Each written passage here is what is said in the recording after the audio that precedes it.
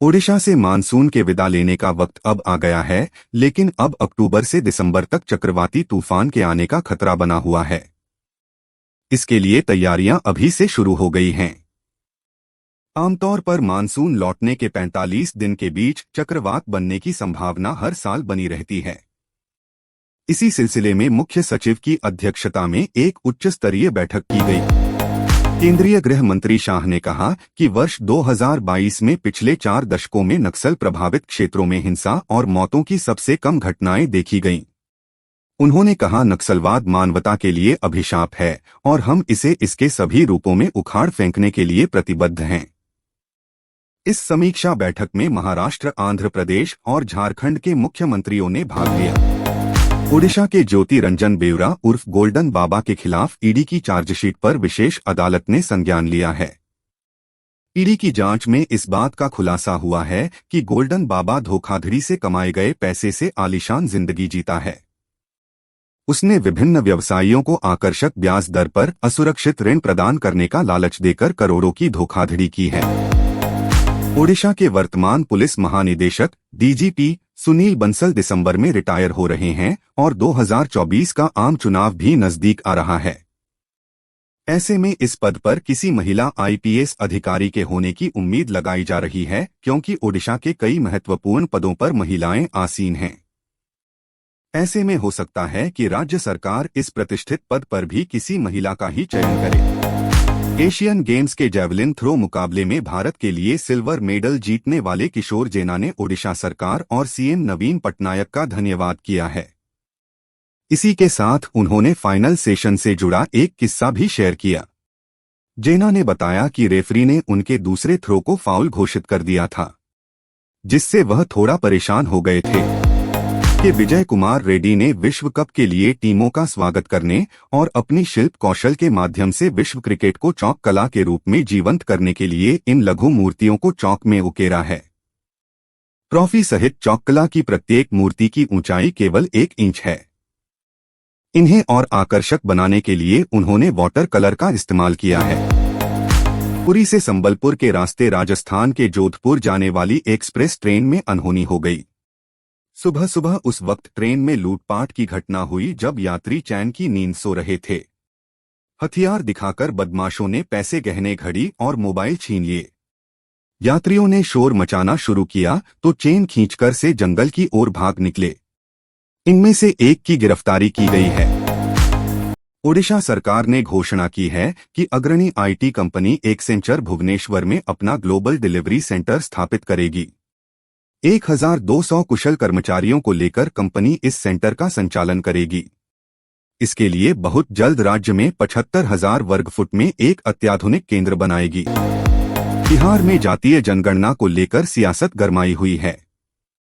अब बिहार सरकार में मंत्री श्रवण कुमार ने बीजेपी पर निशाना साधा है। उन्होंने कहा कि बीजेपी जातीय आधारित जनगणना को लेकर भ्रम पैदा करने की कोशिश कर रही है। मंत्री ने इस दौरान जमुई सांसद चिराग पासवान पर भी तीखा हमला बोला। उन्होंने कहा कि चिराग पासवान को जनता चिराग लेकर खोज रही है। रंगारेड्डी जिले के अंतर्गत रविरियाला गांव में सरकारी स्कूल के विद्यार्थियों के लिए मुख्यमंत्री नाश्ता योजना का शुभारंभ करते हुए मंत्री ने कहा कि छात्रों के लिए नाश्ता देने का मकसद है कि राज्य में स्कूल जाने वाले बच्चों के लिए पौष्टिक भोजन प्रदान किया जाए। योजना के शुभारंभ कार्यक्रम में मंत्री सबिता इंद्रा रेड्डी पटन, महेंदर रेड्डी, सांसद बीबी पाटिल और रंजीत रेड्डी भी उपस्थित थे। खरीफ की बुआई प्रभावित होने, जलाशयों के स्तर में गिरावट, अल नीनो और वैश्विक अस्थिरता पर आने वाले समय में महंगाई निर्भर करेगी। फिलहाल ब्याज दरें मौजूदा स्तर पर ही बने रहने की उम्मीद है। अगले वित्त वर्ष की पहली तिमाही में ही दरों में कटौती हो सकती है। एफडी पर ब्याज और बढ़ने की गुंजाइश कम है, इसलिए निवेशक चाहें तो इनमें पैसा लगा सकते हैं। साल 2023 का नोबेल शांति पुरस्कार नरगिस मोहम्मदी को दिया गया। नरगिस मोहम्मदी को ईरान में महिलाओं के उत्पीड़न के खिलाफ उनकी लड़ाई और मानवाधिकारों और स्वतंत्रता को बढ़ावा देने के लिए दिया गया है। बता दें कि नोबेल पुरस्कार दुनिया के सबसे प्रतिष्ठित पुरस्कारों में से एक है। इससे पहले गुरुवार को नॉर्वेजियन लेखक जॉन फॉसे को साहित्य क्षेत्र में नोबेल पुरस्कार दिया गया। वाणिज्यिक कर विभाग को अघोषित गोदामों में बेहिसाब स्टॉक जमा करने और कर चालान जारी किए बिना उन्हें बेचने को लेकर जानकारी मिली थी, जिसके बाद चिकपेट और आसपास के इलाकों में 100 से अधिक व्यापारिक प्रतिष्ठानों और गोदामों पर छापेमारी की गई है। तेलंगाना ने शुक्रवार को स्कूली बच्चों के लिए मुख्यमंत्री नाश्ता योजना की शुरुआत कर दी है।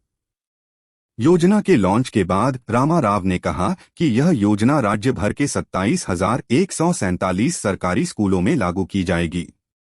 इसका उद्देश्य है कि लगभग 23 लाख सरकारी स्कूल के छात्रों को खाना मिल सके। कर्नाटक की राजधानी बेंगलुरु में अजीबोगरीब मामला सामने आया है।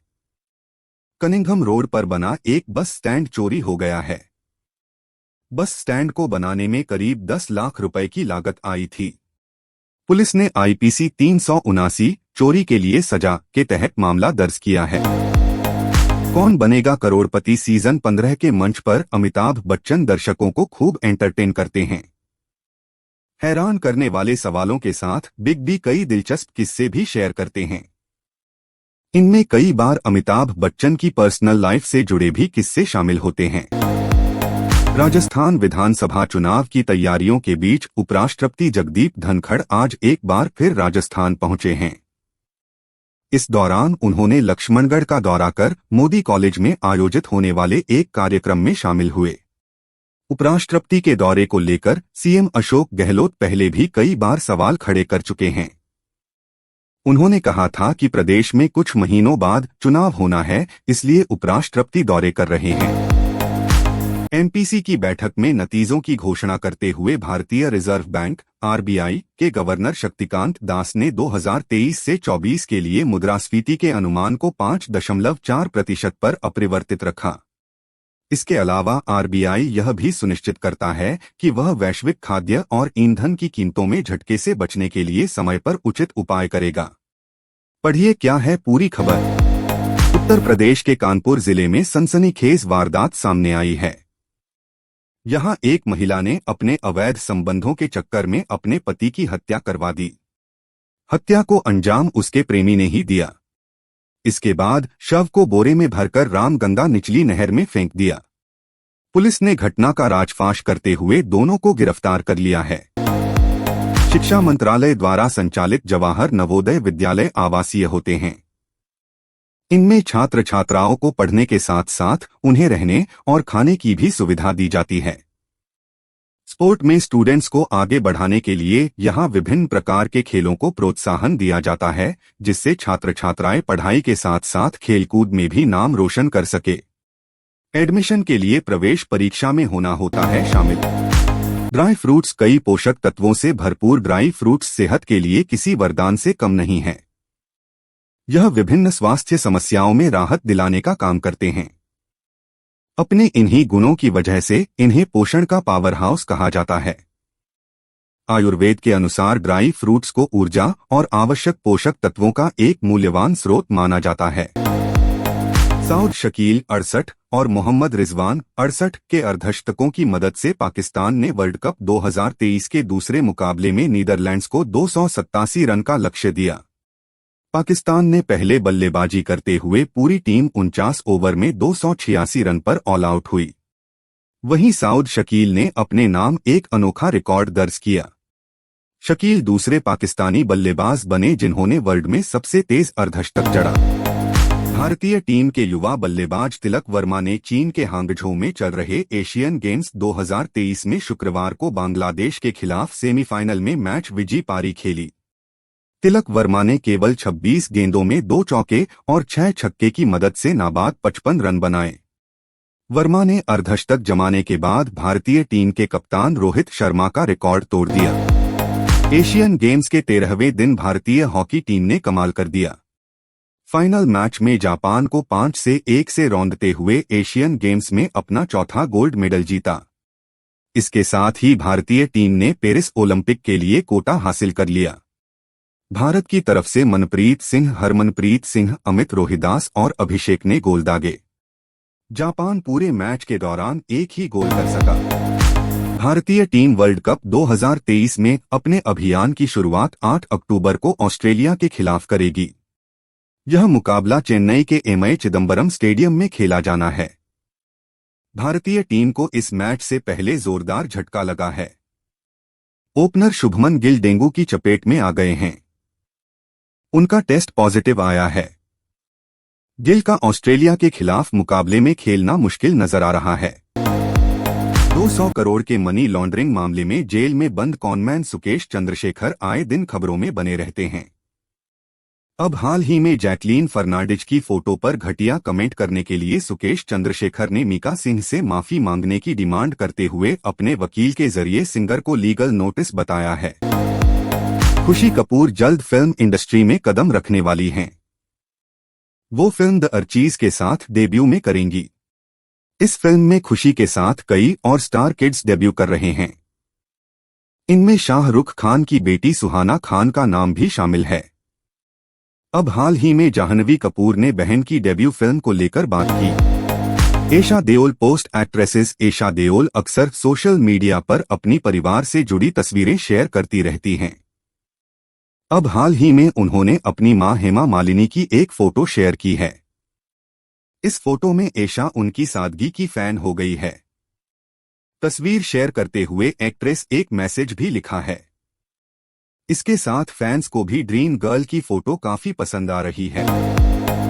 फेमस यूट्यूबर एल्विश यादव और अभिषेक मल्हान की fan following big boss OTT 2 में आने के बाद दोगुनी हो गई थी।